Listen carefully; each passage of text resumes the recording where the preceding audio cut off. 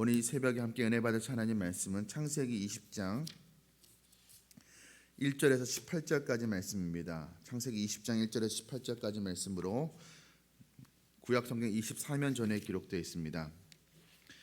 한 목소리로 함께 봉독하겠습니다.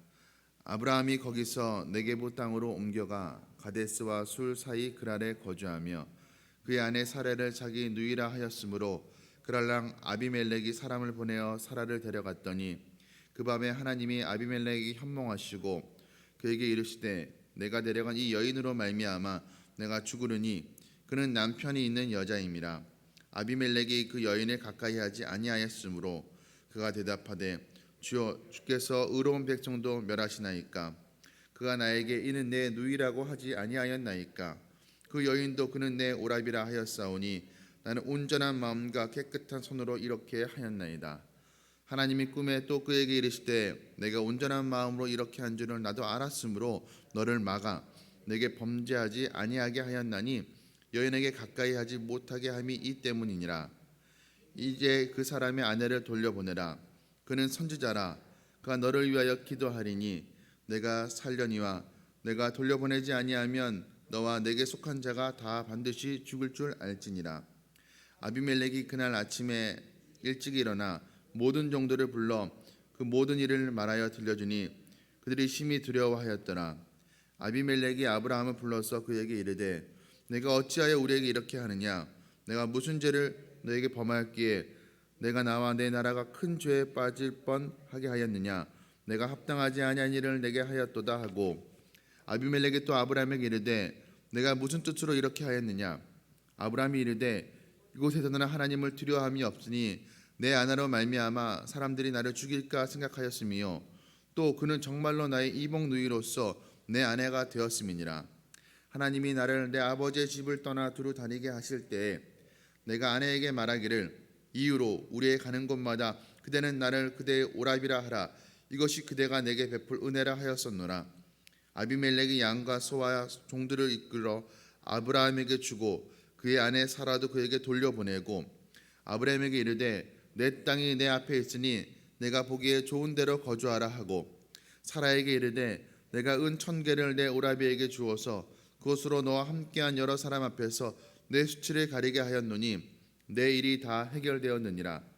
아브라함이 하나님께 기도하매 하나님이 아비멜렉과 그의 아내와 여종을 치료하사 출산하게 하셨으니 여호와께서 이왕에 아브라함의 아내 사라의 일로 아비멜렉의 집의 모든 태를 받으셨음이더라.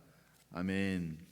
오늘 읽은 본문의 말씀을 가지고 언약을 지키시는 하나님이란 제목으로 말씀 함께 나누고자 합니다.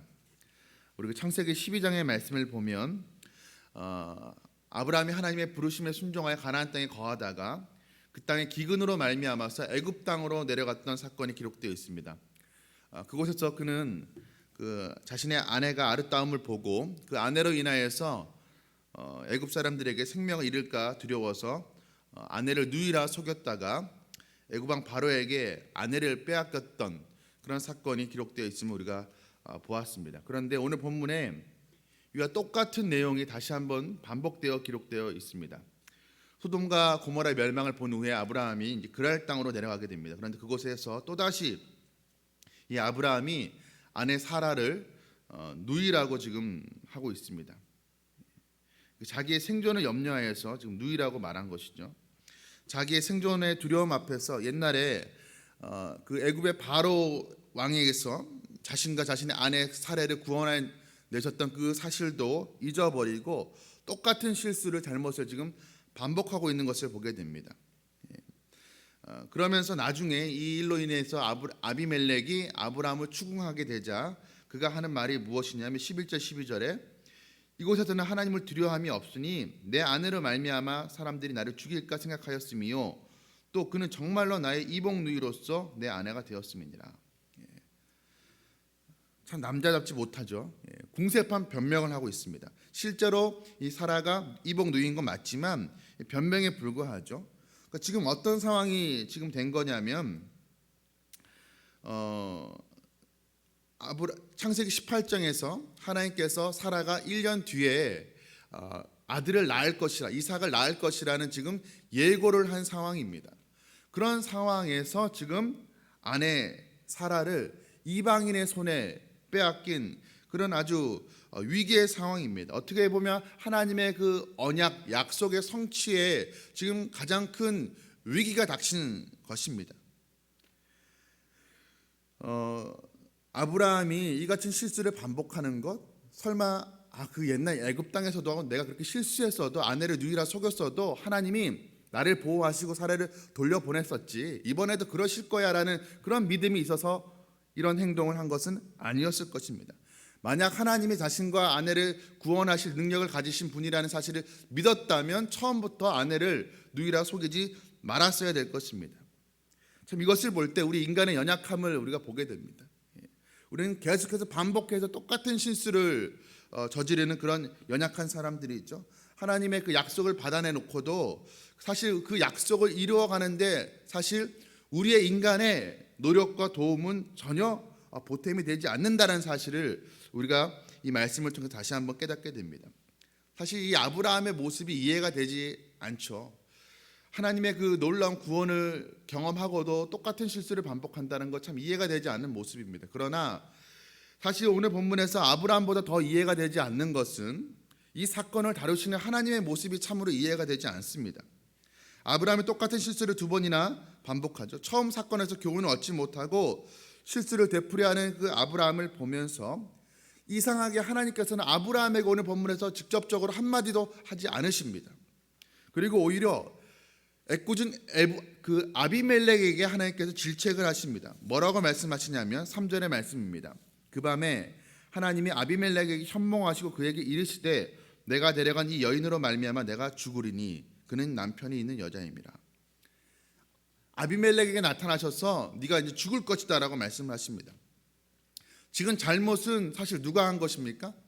잘못은 아비멜렉이 했는데 벌은 아비멜렉이 지금 받게 된 그런 상황입니다. 뿐만 아니라 아비멜렉뿐만 아니라 그 집안의 그 모든 여인들이 이 일로 말미암아 그 태의 문이 닫히는 그런 일이 벌어지게 됩니다. 즉 아내를 누이라고 속인 것은 아브라함이고 아비멜렉은 그 말을 곧이곧대로 믿은 잘못밖에 없습니다. 그런데 왜 어찌해서 하나님은 아브라함을 질책하지 않으시고 아브라함의 잘못을 지적하지 않으시고 아비멜렉에 나타나셔서 네가 죽으리라, 네 집안 여인들도 태의 문을 닫아버리리라, 하나님께서 이렇게 아비멜렉의 집에 저주를 내리신 것일까요? 이것을 어떻게 해석해야 될까요? 하나님께서 무조건적으로 하나님 믿는 사람은 편들어 주신다, 하나님 믿는 하나님의 백성들이 잘못을 해도 하나님께서는 즉각적으로 용서하시고 무조건 편을 들어주신다, 이렇게 해석해야 될까요? 하나님이 아브라함의 잘못에 대해서 직접 책망하지 않으신 것은 우리가 그렇다 쳐도 더 이해가 되지 않는 것은 아비멜렉은 정말 속은 죄밖에 없습니다. 순진하게 아브라함의 그 말을 그대로 믿은 죄밖에 없는데 그런 아브라함이 왜 죽음을 맞이해야 되는가? 다시 오늘 본문의 말씀을 읽어보면은 의로운 사람은 아비멜렉입니다. 나중에 후에 자신이 속은 이후에도 나중에 아브라함에게 그 선물을 주는 그 아비멜렉의 모습을 보게 됩니다. 그런데 왜 이런 애꿎은 아비멜렉과 그의 집안 사람들이 이렇게 저주를 당해야 되는가? 하나님은 불의하신 분인가? 우리 일반적인 상식으로는 오늘 이 본문의 말씀을 제대로 이해할 수가 없습니다. 분명히 아브라함이 잘못을 했죠. 아비멜렉이 정당한 사람입니다. 그러나 이 싸움은, 이 일은 누가 정당하냐 아니냐로 볼 문제가 아닙니다. 누가 하나님의 언약 안에 있는가 그렇지 않은가로 우리가 봐야 될 문제입니다. 누가 하나님의 언약 안에 있는 사람이죠? 누가 하나님과 언약을 맺은 사람입니까? 아브라함입니다. 하나님께서는 지금 아브라함을 가나안 땅으로 이끌어내실 때 그와 약속하신 것, 그와 맺은 그 언약을 기억하시고 그 언약을 지키기 위해서 지금 사라를 보호하시고 계시는 것입니다. 사라는 그냥 아브라함의 사랑하는 아내일 뿐만이 아니죠. 하나님의 약속하신, 하나님이 무엇을 약속하셨습니까? 많은 자손을 주리라고 약속하셨습니다. 그 약속하신 자녀를 낳을, 결국에는 열국의 어미가 되어야 될 그 여인이었습니다. 이 여인의 사라를 통해서 하나님의 약속이 성취될 그런 여인이었습니다. 아까도 이야기했듯이 18장에서 사라가 1년 뒤에 아들을 낳을 것이라고 예고를 했습니다. 이 말을 가만히 생각해 보면 달리 해석하면 지금 사라는 아이를 잉태할 수 있는 몸이 되었습니다. 그런 준비가 되어 있는 상황입니다. 이런 상황에서 만약 사라가 아비멜렉의 아내가 되어서 그와 동침만 하게 되면 하나님이 하신 아브라함으로 말미암아 많은 자손을 주시겠다는 그 약속이 성취되지 못할 위기에 처하게 됩니다. 아브라함의 씨가 아니라 아비멜렉의 씨를 낳게 되는 것이죠. 그래서 하나님께서는 하나님이 아브라함과 하신 그 약속을 지키기 위해서 사라를 보호하십니다. 그러니까 아브라함의 행동이 옳아서가 아닙니다. 아브라함이 잘해서 그의 편을 드신 것이 아닙니다. 그가 언약 백성이기 때문에 그 언약을 지키기 위해서 오늘 본문에서 하나님께서는 사라를 보호하고 계십니다. 사실 하나님께서 아브라함과 사라만 보호하신 것이 아니었습니다. 우리가 언뜻 보면 아비멜렉에게 네가 죽으리라 말씀하신 것을 보면 그를 저주하시는 것 같지만 사실은 이것은 그를 정말 죽으라고 그에게 저주를 내리시는 것이 아닙니다. 오늘 6절 말씀에 하나님이 꿈에 또 그에게 이르시되 내가 온전한 마음으로 이렇게 한 줄을 나도 알았으므로 너를 막아 내게 범죄하지 아니하게 하였나니 여인에게 가까이 하지 못하게 함이 이 때문이라. 하나님도 아비멜렉이 죄가 없다라는 것을, 그가 의롭다라는 것, 정당하다는 사실을 알았습니다. 그래서 그러하여금 죄를 짓지 못하도록 막으셨다는 것을 우리가 오늘 말씀을 통해서 알게 됩니다. 7절 말씀에서 아내를 돌려보내라. 그러면 네가 살겠다. 만약 돌려보내지 않으면 네가 죽겠다라고 말씀하십니다. 이 말은 무슨 뜻이죠? 돌려보내지 말고 죽으라는 이야기입니까? 아니면 돌려보내서 네가 살라라는 것입니까? 돌려보내지 말고 죽으라는 뜻이 아니라 너 돌려보내지 않고 사라를 아내로 취하면 너 죽게 되니까 절대로 그렇게 하면 안 돼. 겁을 줌으로써 아비멜렉이 죄를 짓지 못하도록 하나님께서 아비멜렉도 보호하신 것입니다. 결과적으로 하나님은 사라뿐만이 아니라 아비멜렉도 보호하셨죠. 오늘 말씀을 보면 지금 잘못은 아브라함이 저질러 놓고 이 일에 대한 수습은 하나님이 다 하시는 것을 보게 됩니다. 사라도 보호하시고 또 아비멜렉도 죄를 짓지 못하도록 보호하시는 것을 보게 됩니다. 왜 이렇게까지 하나님께서 분주하게 긴급하게 일하시고 개입하신 것이죠? 하나님이 하신 약속을 지키시기 위함이었습니다. 아브라함이 하나님의 언약 백성이기 때문에, 그가 하나님의 언약 안에 있는 사람이기 때문에 그를 보호하신 것입니다. 여러분, 하나님께서 우리의 인생을 도우시고 우리를 보호하시는 이유는 우리가 하나님 앞에 보시기에 옳은 삶을 살고 선한 삶을 살아서가 아닙니다. 오해하지 말 것은 옳은 삶을 살지 말고 선한 삶을 살지 말라는 것이 아닙니다.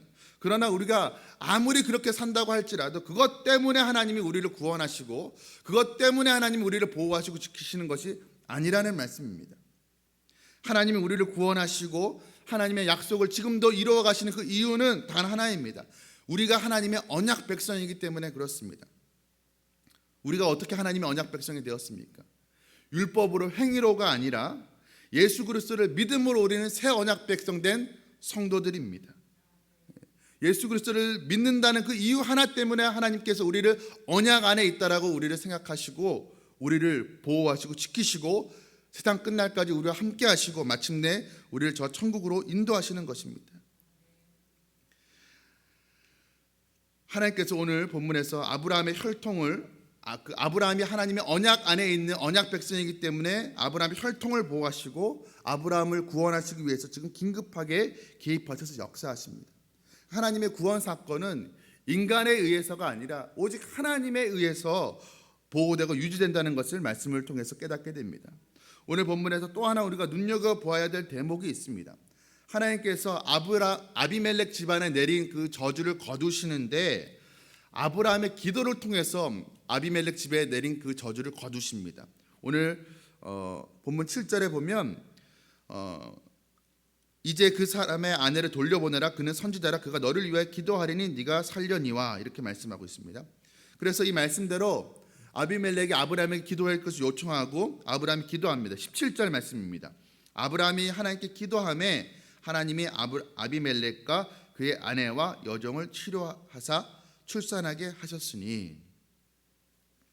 하나님께서 아비멜렉이 사라를 돌려보냈을 때 하나님께서 직접 바로 아비멜렉과 그 집안 사람을 치료할 수도 있었습니다. 그런데 하나님은 그렇게 하지 않으시고 굳이 아브라함의 기도를 통해서 아비멜렉 집에 내린 저주를 거두시겠다라고 말씀을 하십니다. 그리고 그렇게 하셨습니다. 여러분 한번 생각해 보십시오. 지금 모든 사건이 자신이 아내를 누이라 속인 사건이 드러나게 되고 아비멜렉 앞에 서서 추궁을 당하게 됩니다. 네가 어찌하여서 나에게 이렇게 이런 잘못을 하느냐. 그런 다음에 자신을 위해서 기도해 줄 것을 부탁할 때 아브라함의 기분이 어땠을까요? 얼마나 무안하고 한번 창피했을지 한번 상상을 해보십시오. 지금 자신의 잘못 때문에 아비멜렉과 그 집안 모든 사람들이 죽을 뻔했습니다. 집안이 아주 풍비박산이 날 뻔했습니다. 그런 이 모든 잘못이 다 아브라함 때문이었습니다. 그런데 아브라함이 지금 무슨 낯으로 아비멜렉을 위해서 기도한단 말입니까? 누가 누구를 위해서 기도한단 말입니까? 거짓말한 아브라함이 의로운 아비멜렉을 위해서 기도한다는 것이 이 상황에 맞지 않습니다. 그런데 하나님은 아브라함에게 아비멜렉을 위해서 기도하게 하십니다. 그리고 그 기도를 통해서 아비멜렉 집에 내린 그 저주를 거두시고 치료하십니다. 여러분 이것이 무엇을 의미하는 것일까요? 지금 하나님께서 이렇게 말씀하시는 것입니다. 아브라함아, 너의 불신과 어리석음과 잘못으로 인해서 너 때문에 아비멜렉 집에 저주가 임할 뻔했지. 너는 사람들에게 저주가 되어야 될 사람이 아니다. 내가 너를 부를 때 땅의 모든 족속이 너로 말미암아 복을 얻게 될 것이라고 말했던 것을 너희 다시 기억해라. 너는 주변 사람들에게 저주가 되어야 될 사람이 아니라 복이 되어야 될 사람이다. 그렇게 하나님께서 아브라함에게 다시 말씀하시는 것입니다. 요약하면 언약 백성으로 감당해야 될 그 사명을 다시 일어나서 붙들라고 하나님께서 아브라함에게 말씀하시는 것입니다. 하나님의 책임은 언약을 신실하게 이루시는 것입니다. 그렇다면 아브라함의 책임은 무엇입니까?